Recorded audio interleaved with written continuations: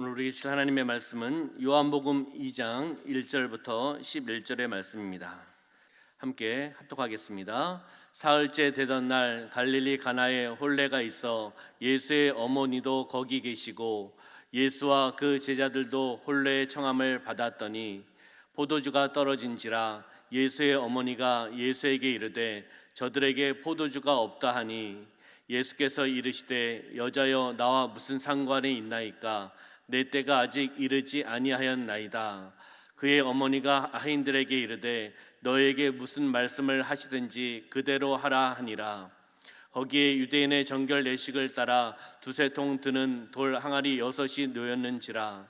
예수께서 그들에게 이르시되 항아리에 물을 채우라 하신즉 아기까지 채우니 이제는 떠서 연회장에 갖다 주라 하심에 갖다 주었더니 연회장은 물로 된 포도주를 맛보고도 어디서 났는지 알지 못하되 물 떠온 하인들은 알더라. 연회장이 신랑을 불러 말하되 사람마다 먼저 좋은 포도주를 내고 취한 후에 낮은 것을 내거늘 그대는 지금까지 좋은 포도주를 두었도다 하니라. 예수께서 이 첫 표적을 갈릴리 가나에서 행하여 그의 영광을 나타내심에 제자들이 그를 믿으니라. 아멘. 요한복음 2장 1절부터 11절 말씀을 중심으로 해서 하나님의 기적을 경험하는 가정이 되라라는 제목으로 말씀을 나누도록 하겠습니다. 우리 삶의 자리에서 가정에서 온라인 예배를 드리고 있는 우리 성도님들, 우리 좌우에 계시는 우리 가족들과 함께 인사하도록 하겠습니다. 성령으로 충만합시다. 인사하겠습니다. 다시 한번 인사하실 때 예수님 안에서 좋은 일이 일어납니다. 다시 한번 인사하겠습니다. 아멘. 지난주 우리 지역에는 코로나19 집단 감염으로 인해서 우리 성도들 그리고 우리 교회를 보호하고 지역 전파를 또 방어하고 교회가 지역에 선한 영향력을 끼치고 본이 되기 위해서 이번 주 한 주간의 모든 예배와 기도회를 온라인 예배와 기도회로 드리기로 결정을 했습니다. 우리 성도님들이 적극 협력해 주시고 함께 기도해 주시기를 부탁을 드리겠습니다. 오늘은 가족과 함께하는 온라인 예배로 하나님께 영광을 올려드립니다. 삶의 자리에서 가정에서 온전히 드리는 예배가 되시기를 소망합니다. 갈릴리 가나는 예수님께서 첫 번째 표적을 행하셨던 곳입니다. 우리 요한복음 2장 11절의 말씀 한번 먼저 볼까요? 요한복음 2장 11절 한 목소리 함께 합독하겠습니다. 예수께서 이 표적을 갈릴리 가나에서 행하여 그의 영광을 나타내심에 제자들이 그를 믿으니라. 아멘. 예수님께서 이 첫 표적을 갈릴리 가나에서 행하셨다라고 말씀하고 있습니다. 표적이라는 단어를 사용하고 있죠. 표적, 다른 이야기 한다면 기적이라는 말과 같은 의미를 가지고 있습니다. 하나님의 힘으로만 할 수 있는 일들이 바로 표적 아니겠습니까? 내가 할 수 있는 일이 아니라는 거죠. 그러면 요한복음에는 7가지의 표적 이야기가 나오고 있습니다. 요한복음에는 7가지 표적 이야기가 나오는데 왜 7가지 표적 이야기가 요한복음에 나오고 있는가? 그 의미에 대한 부분들을 우리는 잘 알고 있어야 됩니다. 예수님이 어떠한 분이신가에 대해 보여주기 위한 내용이 바로 요한복음에 나오는 7가지의 표적의 이야기입니다. 기적행위의 목적이 아니라 바로 예수님이 누구신가라는 것에 대한 초점에 맞춰주고 있다는 것입니다. 바로 요한복음에 나온 7가지의 또한 표적, 기적을 통해서 예수님은 이러한 분이시구나, 예수님은 이러한 분이시구나, 이러한 기적을 베풀으셨구나, 이렇게 행하셨구나라는 것을 예수님을 알 수 있도록 만들어 주신 겁니다. 그러면 요한복음의 7가지 표적 중에 첫 번째 표적은 우리가 오늘 본문의 말씀에 보았듯이 갈릴리 가나의 혼인잔치, 물이 포도주로 변하는 사건이 바로 첫 번째 표적입니다. 이것이 요한복음 2장에 나오고 있죠. 두 번째는 왕의 신하의 아들이 치유받는 것이 요한복음 4장에 나오고 있습니다. 그리고 세 번째는 베데스다에서 38년 된 병자를 치유하는 것이 요한복음 5장에 나오고 있습니다. 네 번째는 오병이어 5천 명을 먹이신 이야기가 요한복음 6장에 나오고 있죠. 그리고 바다 위를 걸으시는 예수님, 다섯 번째 표적이죠. 요한복음 6장에 나오고 있습니다. 그리고 날 때부터 맹인된 사람을 치유하신 그러한 치유의 역사가 요한복음 9장의 6번째 기적에 나타나고 있습니다. 마지막 7번째 기적은 죽은 나사로를 살리신 기적, 바로 요한복음 11장에 나오고 있습니다. 예수님이 행하신 표적이 7가지 뿐이겠습니까? 많은 표적 기적을 행하셨습니다. 그 중에 요한복음은 일부 7가지 표적만 소개하고 있습니다. 표적은 하나님의 영광을 드러내기 위해서 하신 겁니다. 그러면 요한복음 20장 30절과 31절의 말씀을 보겠습니다. 함께 읽겠습니다. 시작. 예수께서 제자들 앞에서 이 책에 기록되지 아니한 다른 표적도 많이 행하셨으나 오직 이것을 기록함은 너희로 예수께서 하나님의 아들 그리스도이심을 믿게 하려 함이요 또 너희로 믿고 그 이름을 힘입어 생명을 얻게 하려 함이니라. 아멘. 31절에 다시 한번 보시면 예수께서 하나님의 아들 그리스도이심을 믿게 하기 위해서, 두 번째는 너희로 믿고 그 이름을 힘입어 생명을 얻게 하기 위해서 요한복음을 기록하는 목적을 우리에게 말씀해 주고 있는 것입니다. 예수님의 첫 번째 표적을 우리가 보았는데, 첫 번째 표적이 왜 혼인잔치일까요? 왜 혼인잔치였을까?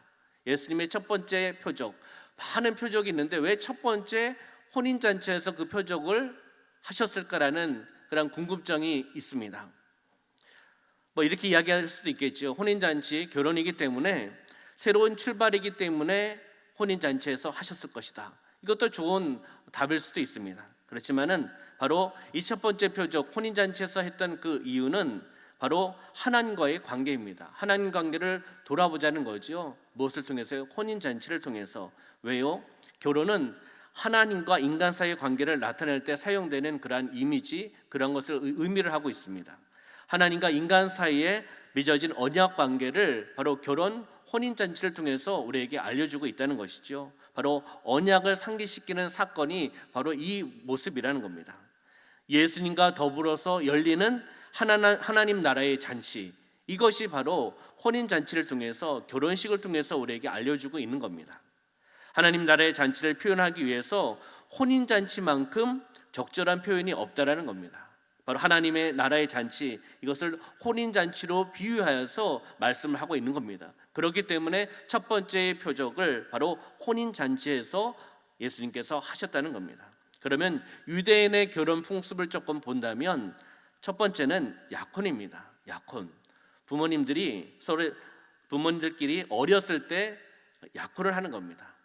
아이들 놓고 이제 크면은 우리 결혼을 시키자라고 처음에 이야기하는 것이 약혼입니다. 두 번째는요, 세월이 좀 지난 후에 부모님과 또 자녀들 함께 이야기를 하면서 그것을 다시 확인하는 거죠. 약혼한 것을 다시 확인하는 겁니다. 그것이 바로 정혼입니다. 정혼. 모르셨죠? 네. 세 번째가 바로 그 다음에 결혼입니다. 결혼. 그러면 정혼은 함께 살고 있지는 않지만 부부로 간주하는 게 정혼입니다. 그 다음에 나중에 이제 결혼을 하는 거죠. 결혼을 하기로 이제 계약이라고 하면 좀 그런데, 약속을 하면 남자가 포도주를 따라서 여자에게 줍니다. 이것이 결혼 풍습의 또한 그 남자의 프로포즈입니다. 어떻게 프로포즈를 했는지 한번 보도록 하겠습니다. 한번 자막을 띄워주시면요, 포도주를 따라가지고 남자가 여자에게 이렇게 주는 겁니다. 이 포도주를 받지 않으면 끝나는 거예요. 안 받는 겁니다. 프로포즈를 어떻게 하냐면, 나는 당신을 나의 아내로 맞이하고 싶습니다. 이 포도주를 당신에게 따라줌으로써 나는 당신을 위해 나의 생명을 바칠 것을 다짐합니다. 당신도 이 잔을 받아 마심으로 나의 아내가 되어주기를 바랍니다. 이러면서 포도주를 주는 겁니다. 그랬을 때 포도주를 받으면 마음을 받는 거고요, 프로포즈를 받는 거고, 그 포도주를 받지 않으면 끝이죠. 약속이 안 되는 겁니다. 프로포즈를 받아들이면 남자는 집으로 돌아가서 아내를 맞이할 준비를 하게 됩니다. 약 1년 동안 결혼 준비를 한다고 합니다. 신랑은 신부와 함께 살 처소를 준비하고요, 신부는 결혼 생활에 필요한 물품을 준비한다고 합니다. 그리고 나서 한참 지난 후에 신랑이 신부의 집으로 가서 신부를 데리고 옵니다. 다시 이야기하면 모시고 오는 거죠, 신부를. 그리고 결혼하는 날 어떻게 준비하겠습니까? 우리 성도님들 결혼하셨을 때 어떻게 준비하셨습니까? 저도 생각해 보니까 엄청 바쁘게 그 하루가 지나간 것 같습니다. 정신없이 준비한 것 같습니다. 결혼하는 날 이 두 사람은 과거의 모든 죄를 다 사함받고 새로운 출발을 한다는 의미에서 무엇을 하는지 아십니까? 금식을 합니다. 놀랍지 않습니까? 과거의 모든 죄를 다 사함받고 새로운 출발을 한다는 의미를 가지고 금식을 한다는 겁니다. 결혼식 전날 저녁부터 다음날 결혼 예식이 끝나기까지 하루를 금식한다고 합니다. 결혼의 신성함을 알려주고 있는 그러한 모습이라는 거죠. 그러면서 신랑 신부가 함께 신방에 들어갑니다. 하나 되는 의식이지요. 그리고 그 의식이 끝난 후에 나왔을 때 방을 나와서 행복한 결혼 생활의 시작, 부부가 되었음을 알립니다. 그러면 이때부터 결혼잔치가 시작되어 나가는 겁니다. 며칠 동안요? 1회 동안. 며칠이죠? 7일 동안 지속되는 결혼잔치가 벌어진다는 거죠. 신랑의 가족들은 결혼식과 잔치를 준비하는 사람들입니다. 많은 시간을 준비했을 겁니다. 그렇죠? 많은 사람들을 초청하고 많은 사람들의 먹을 포도주와 음식과 고기를 준비하기 때문이죠. 그래서 결혼잔치의 필수사항은 풍부한 음식과 그리고 포도주입니다. 이런 의미를 아셔야 된다는 것을 미리 알려드리는 겁니다. 그러면 유대인의 결혼식의 의미가 있습니다. 이 결혼식의 의미가 무엇이냐? 지금 말씀드렸던 부분에 있어서 신랑이 프로포즈하지 않습니까? 프로포즈하는 것은 무엇입니까? 헌신하겠다는 겁니다. 어떻게 해요? 나의 생명을 다할 때까지 사랑하고 그렇게 고백하며 나가는 것이 바로 무엇입니까? 헌신이라는 겁니다. 헌신. 두 번째는 결단입니다. 아까 금식에 대한 부분들 말씀을 드렸습니다. 옛 삶을 청산하고 새로운 삶을 살아가겠다는 결단을 하는 것이 바로 결혼식의 어떤 의미입니다. 세 번째는 창세기 1장 28절의 말씀에 의해서 생육하고 번성하여 땅에 충만하라, 하나됨의 의식을 이야기하는 것이 바로 결혼식의 의미입니다. 네 번째는 공동체가 참여하는 잔치가 바로 유대 결혼식의 의미라는 겁니다. 공동체가 함께 참여하여서 함께 축하해주고 함께 격려해주고 축복해주는 것이 바로 유대인의 결혼식의 의미입니다. 그렇듯이 우리 본문에 보면은 결혼식의 주인공, 혼인잔치의 주인공은 누가 되어야 되죠? 네, 가정에서 꼭 이야기해 주시기 바랍니다. 신랑 신부가 되어야 되지 않겠습니까? 신랑 신부가 되어야 되는데 가나의 혼인잔치 이야기에는 신랑 신부의 초점을 맞추고 있지 않습니다. 표현을 잘 하고 있지 않습니다. 왜요? 신랑 신부가 초점이 아니라 예수님을 알게 하기 위한 목적이기 때문에, 기록이기 때문에 그 신랑 신부의 초점을 맞추고 있지 않습니다. 그러면 가나 혼인잔치에 어떻게 기적이 일어났는지, 혼인잔치에 어떻게 기적이 나타났는가, 하나님의 기적을 경험하는 가정이 되기 위해서는 어떻게 해야 되는가라는 것을 말씀을 통해서 세 가지를 한번 찾아보도록 하겠습니다. 첫 번째는 주님을 초청하였기 때문입니다. 한번 따라해 볼까요? 주님을 초청하였기 때문입니다. 네, 가정에서 큰 소리로 해주시기를 소망합니다. 네, 1절부터 4절까지 말씀 보겠습니다. 시작. 사흘째 되던 날 갈릴리 가나에 혼례가 있어 예수의 어머니도 거기 계시고 예수와 그 제자들도 혼례의 청함을 받았더니 포도주가 떨어진지라 예수의 어머니가 예수에게 이르되 저들에게 포도주가 없다 하니 예수께서 이르시되 여자여 나와 무슨 상관이 있나이까 내 때가 아직 이르지 아니하였나이다. 아멘. 이 말씀에 보면은 2절의 말씀 보면 예수와 그 제자들도 혼례의 청함을 받았더니라고 말씀하고 있습니다. 주님을 초청해야지 기적의 역사가 나타나는 겁니다. 여러분의 가정 가운데 주님을 초청하시길 소망합니다. 주님을 인격적으로 만나시는 가정이 되셔야 되는 겁니다. 주님의 인격적인 만남이 없이는 기적의 역사가 나타날 수가 없습니다. 가나안 혼인잔치에 포도주가 모자랐습니다. 그런데 그곳에 예수님을 초청하여 모셨을 때 기적의 역사가 나타났다는 것입니다. 개인의 삶 가운데, 우리 가정 가운데, 우리 공동체 가운데, 우리 또한 중앙교회 공동체 가운데 예수님을 초청하여 모셔드리시기를 주님의 이름으로 축원합니다. 여러분의 가정이 믿음의 가정, 믿음의 가문이 되셔야 됩니다. 예수님을 통해서, 예수님을 초청하여서 예수님을 인격적으로 만나는 이 시대뿐만 아니라 부모님 세대에서 끝나는 것이 아니라 다음 세대들이 예수님을 인격적으로 만나서 그 믿음을 가지고 살아가셔야 된다는 겁니다. 예수 그리스도를 나의 구원자 구세주로 믿고 입으로 시인하고 내가 주인이 아니라 예수님을 주인으로 모셔서 살아나가는 삶을 살아가야 된다는 거죠. 어디에서요? 여러분의 가정에서, 삶의 자리에서 그렇게 살아나가야 됩니다. 예수님을 인격적으로 만났을 때 기적의 역사가 나타나는 줄 믿습니다. 가장 행복하고 안전하며 소망이 넘치는 인생이 바로 주님과 더불어 주님과 함께하는 그러한 인생이라는 것을 우리는 아셔야 됩니다. 물이 포도주로 변하는 기적의 역사가 나타나시기를 원하십니까? 그러면 주님을 만나셔야 됩니다. 주님을 초청하셔야 된다는 겁니다. 두 번째는 주님의 말씀이 있었기 때문입니다.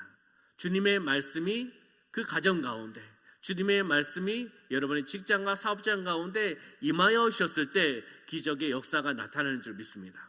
우리 중앙교회 가운데 주님의 말씀이 선포되어 나가고 그 말씀을 통해 묶였던 것이 풀려나가고 형통의 역사가 나타날 줄 믿습니다. 7절과 8절의 말씀 볼까요? 본문 시작. 예수께서 그들에게 이르시되 항아리에 물을 채우라 하신즉 아기까지 채우니 이제는 떠서 연회장에게 갖다 주라 하심에 갖다 주었더니 아멘. 항아리에 물을 채우라라고 말씀하셨습니다. 예수님께서 그들에게 이르시되 항아리에 물을 채우라. 주님의 말씀이죠. 8절 말씀 보니까 이제는 떠서 연회장에 갖다 주라라고 명령하셨다는 겁니다. 주님의 말씀이 있는 곳에 기적의 역사가 나타나는 겁니다. 가나온인 잔치집에 포도주가 모자랐으나 주님의 말씀이 있었습니다. 주님의 말씀이 있었기에 물이 포도주로 변하는 기적의 역사가 나타난 겁니다. 하나님의 말씀은 권세가 있습니다. 하나님의 말씀은 능력이 있다는 것이죠. 하나님의 말씀을 믿으시길 소망합니다. 하나님의 말씀을 받아들이시길 소망합니다. 내 마음에 받아들이셔야 되는 거예요. 영적인 말씀으로 받아들이셔야 됩니다. 그냥 지식적인 말씀, 율법적인 말씀으로 받아들이셔서는 안 된다는 겁니다. 나에게 주신 말씀으로 받아들여서 그 말씀으로 살아나갈 때 그 말씀의 능력이 흘러나가 기적의 역사가 나타나는 겁니다. 하나님의 말씀이 있는 사람에게 생명이 있습니다. 하나님의 말씀이 있는 사람에게 축복이 있습니다. 하나님의 말씀이 있는 사람에게 승리한다는 것입니다. 믿으시고 하나님의 말씀을 따라나가는 삶이 되시기를 주님의 이름으로 축원합니다. 신명기 28장 1절부터 14절의 말씀에 보면 하나님의 말씀을 듣고 지켜 행했을 때 주시는 그 은혜와 축복의 말씀이 선포되어 있습니다. 시간 관계상 다 읽지는 않겠지만 1절부터 6절까지만 한번 보도록 하겠습니다. 함께 봉독하겠습니다. 시작. 내가 내 하나님 여호와의 말씀을 삼가 듣고 내가 오늘 내게 명령하는 그의 모든 명령을 지켜 행하면 내 하나님 여호와께서 너를 세계 모든 민족 위에 뛰어나게 하실 것이라. 내가 내 하나님 여호와의 말씀을 청종하면 이 모든 복이 내게 임하며 내게 이르리니 성읍에서도 복을 받고 들에서도 복을 받을 것이며 내 몸의 자녀와 내 토지의 소산과 내 짐승의 새끼와 소와 양의 새끼가 복을 받을 것이며 내 광주리와 떡반죽 그릇이 복을 받을 것이며 내가 들어와도 복을 받고 나가도 복을 받을 것이니라. 아멘. 6절까지만 읽었습니다. 7절부터 14절의 말씀도 동일한 하나님의 말씀을 청종하고 행하며 나갔을 때 하나님께서 주시는 약속, 언약의 말씀이 선포되고 있습니다. 그렇듯이 하나님의 말씀은 은혜요, 하나님의 말씀은 축복인 줄 믿습니다. 그 말씀을 따라 우리는 살아나가는 삶이 되어야 된다는 것이죠. 세 번째는 주님의 말씀에 순종했기 때문입니다. 주님의 말씀에 순종했기 때문에 기적의 역사가 나타나는 겁니다. 주님의 말씀에 순종하시기를 소망합니다. 본문의 5절부터 8절의 말씀을 다시 한번 보도록 하겠습니다. 시작. 그의 어머니가 하인들에게 이르되 너에게 무슨 말씀을 하시든지 그대로 하라 하니라. 거기에 유대인의 정결 예식을 따라 두세 통 드는 돌 항아리 6이 놓였는지라. 예수께서 그들에게 이르시되 항아리에 물을 채우라 하신즉 아기까지 채우니 이제는 떠서 연회장에게 갖다 주라 하심에 갖다 주었더니 아멘. 말씀해 보면 무슨 말씀을 하시든지 그대로 하라. 어머니가 하인들에게 이야기하고 있습니다. 너에게 무슨 말씀을 하시든지 그대로 하라. 말씀에 순종하라는 것이죠. 그러면서 그 행한 대로 하는 것을 봅니다. 어떻게 해요? 거기에 돌 항아리 6이 놓였습니다. 돌 항아리에 물을 채우라고 했을 때 물을 채웠습니다. 아구까지 채웠습니다. 떠서 연회장에게 갖다 주라 했을 때 갖다 주었습니다. 여기에 보면은 바로 하인들이 왜 그렇게 해야 됩니까? 왜 이것을 해야 되죠? 라고 질문하지 않았습니다. 즉각적인 명령에 즉각적인 순종을 하며 나가는 모습을 우리가 볼 수가 있습니다. 우리는 하나님께서 말씀하시면 곧 즉시 바로 행하셔야 됩니다. 말씀을 들으면 아멘, 역시 말씀을 듣고 아멘 하면서 곧 즉시 행동으로 옮겨야 됩니다. 나의 생각으로, 내가 갖고 있는 경험으로, 내가 가지고 있는 계산기로 이렇게 두드려가지고 결론을 내리시면 안 됩니다. 그러면 시간이 점점 지나갈수록 순종하기가 어렵습니다. 성령의 인도하심에 따라갈 수가 없다는 겁니다. 말씀하시면, 나에게 말씀해 주시면 어떻게 해요? 아멘, 아멘 하면서 그 말씀을 즉각적으로 하인들처럼 옮기며 나가는 삶이 되셔야 됩니다. 그 말씀에 순종하며 나갈 때 기적의 역사가 나타나는 것입니다. 우리 개인의 삶 가운데도, 공동체 가운데도 말씀하시면 듣고 순종하셔야 됩니다. 무슨 말씀을 하시든지, 나에게 무슨 말씀을 하시든지 그 말씀에 따라 그대로 해야 된다는 겁니다. 무엇하라는 겁니까? 순종하라는 겁니다. 순종해야 됩니다. 말씀이기 때문에 순종하셔야 되는 겁니다. 주님, 무슨 말씀을 하시든지 순종할 수 있게 하여 주시옵소서. 이것이 우리의 기도 제목이 되어야 됩니다. 주님, 예수님, 저에게 무슨 말씀을 하시든지 그 말씀에 순종하게 하여 주시옵소서. 이것이 우리의 기도 제목이 되어야 된다는 것이죠. 그러면 하인들의 그 순종한 모습을 보면서 몇 가지를 우리 삶 가운데 한번 적용해 보도록 하겠습니다. 요한복음 2장 6절의 말씀에 보면은 아까 말씀을 우리가 읽었으니까 한번 보시면 유대인의 정결 예식을 따라 두세 통 드는 돌 항아리 6이 놓였는지라고 말씀하고 있습니다. 여기에 그 돌 항아리에 들어가는 그런 리터로 따진다면 약 40리터 정도 된다고 합니다. 조금은 다를 수는 있겠지만 40리터입니다. 그러면 두세 통 드는 돌 항아리라고 했으니까 40리터 곱하기 2나 3 하면은 몇 리터죠? 빨리 계산기를 두드려 보시기 바랍니다. 네, 80에서 120리터 정도 되겠죠. 그냥 보통 이야기하면 100리터 정도 되는 그런 돌 항아리에 이제 들어가는 그런 양이라는 겁니다. 100리터 하면 가볍지는 않을 겁니다. 그렇잖아요? 음료수 큰 거가 1리터, 1.5리터잖아요. 1리터라고 그냥 생각하면 100리터면 100에서 120리터 정도 될 텐데 그러면 몇 개가 됩니까? 100개나 120개가 되는 겁니다. 그 돌 항아리에 들어가는 그냥 양이라는 거죠. 이렇게 보았을 때 힘이 들어도 순종해야 된다는 겁니다. 무거워도 순종해야 된다는 것이죠. 하인들은 힘들고 수고하면서 순종하였습니다. 예수님은 지금 당장 돌 항아리에 물을 채우라고 명령하고 계십니다. 돌 항아리에 물을 채우라는 겁니다. 포도주를 채우라는 것이 아니라 물을 채우라고 한 것입니다. 물이 두세 통 들어간 동아리 6에 물을 아기까지 채운다는 것은 쉬운 일이 아닙니다. 그렇지만은 힘이 들어도 하인들은 순종하면서 그곳에 물을 채웠다는 거죠.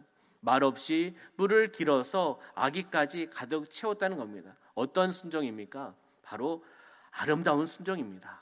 아름다운 순종이고 온전한 순종을 우리에게 보여주고 있는 것입니다.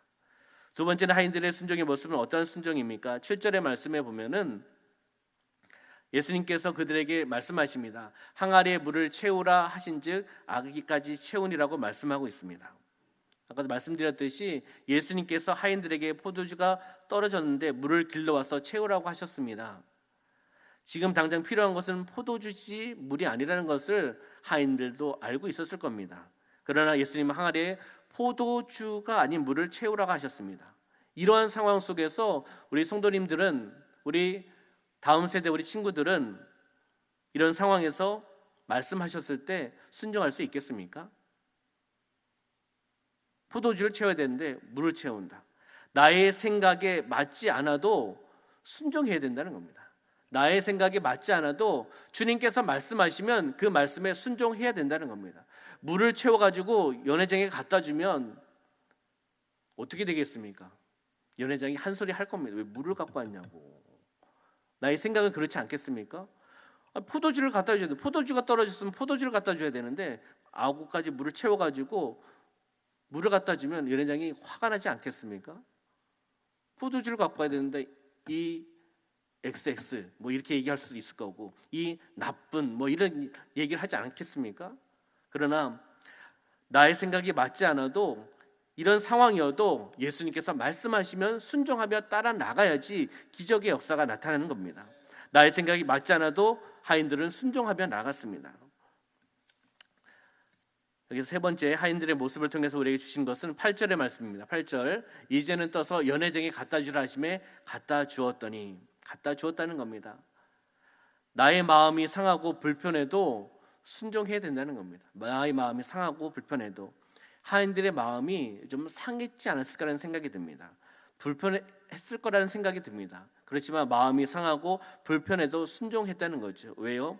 하인들은 주인과 연회장의 지시만 따르면 되지 않겠습니까? 근데 예수님의 어머니가 등장하셔서 그들을 불러서 이야기를 하고, 예수가 당신을 불러서 무엇을 시키면 그대로 순종하라 라고 이야기하지 않았습니까? 연회장과 주인이 있는데 아무 관계가 없는 손님으로 온 예수의 말을 듣는 것이 하인들에 있어서는 그리 마음 편하지 않았을 겁니다. 그렇지만은 그 말씀에, 그 말에 순종하며 나갔다는 거죠. 나의 마음이 상하고 불편해도 순종하며 나갔다는 것을 우리에게 알려주고 계시다는 겁니다. 바로 우리의 이러한 모습이 되기를 소망합니다. 온전한 모습이 되기를 소망합니다. 온전히 하나님을 바라보며 나가는, 그 말씀에 의지하며 나가는 삶이 되어야 된다는 것입니다. 그러면 요한복음 9장 1절부터 11절 말씀에 보면은 날 때부터 맹인된 사람이 나옵니다. 네, 거기에서 이제 말씀을 한번 보도록 하겠습니다. 10절과 11절 말씀 시작. 그들이 묻되 그러면 내 눈이 어떻게 떠졌느냐? 대답하되 예수라는 그 사람이 진흙을 이겨 내 눈에 바르고 나더러 실로암에 가서 씻으라 하기에 가서 씻었더니 보게 되었노라. 아멘. 하나님의 말씀에 순종하며 따라갔을 때, 예수님의 말씀에 듣고 따라갔을 때 기적이 일어나고 축복이 임한다는 것을 우리가 봅니다. 여러 가지 방법을 통해서 예수님께서 기적의 역사를 보여주시지 않았습니까? 가르치고 치료하고 전파하며 나갔던 예수님의 모습을 봅니다. 우리는 하나님의 말씀에, 예수님의 말씀에 순종하시기를 주님의 이름으로 축원합니다. 하나님의 말씀을 지키며 나가는 삶이 되어야 된다는 겁니다. 그 말씀을 지키고 그 말씀을 따라서 행하며 나갈 때 기적의 역사가 나타난다는 것입니다. 오늘 말씀에 하나님의 혼인잔치의 기적에 대한 부분들을 함께 나누었습니다. 하나님께서 주신 그 말씀을 통해서 우리에게서 어떠한 역사가 나타나는가, 어떠한 기적의 역사가 나타나는가 하는 것을 우리에게 보여주고 계시다는 거죠. 가나 혼인잔치의 기적은 왜, 어떻게 했을 때 일어났습니까? 한번 자막을 띄워주시면, 가나 혼인잔치에 주님을 초청하였습니다. 첫 번째는 주님을 초청했기 때문입니다. 그 다음엔 주님의 말씀이 있었기 때문입니다. 주님을 초청하고 그곳 가운데 주님의 말씀이 있었기 때문에, 그리고 주님의 말씀에 순종했기 때문에 기적이 있었던 것입니다. 할렐루야.